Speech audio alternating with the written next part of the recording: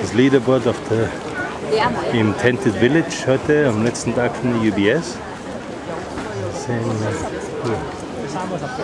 So sieht es momentan aus. Und wir sehen auch wo ist der Herr Prier heute?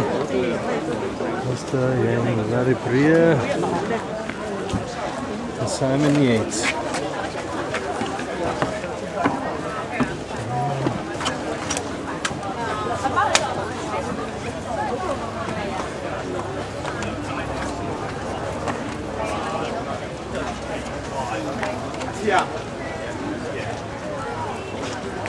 Das ist Tented Village.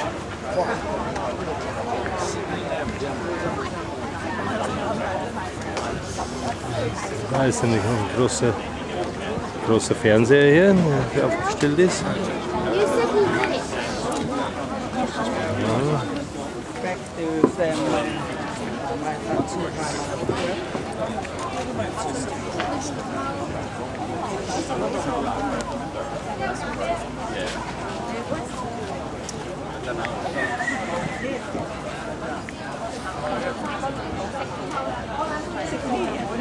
Die Manager stehen hier und schauen natürlich, wo ihre Spieler sind heute.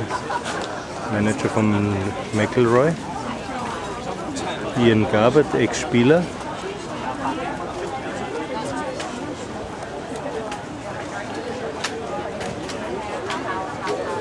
Scott Drummond. 10 unter, ich weiß nicht, ich hoffe, es reicht für seine Karte.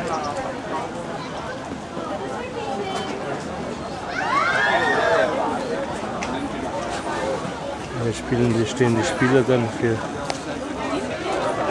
und unterschreiben für die Fans. Geht ziemlich was los hier.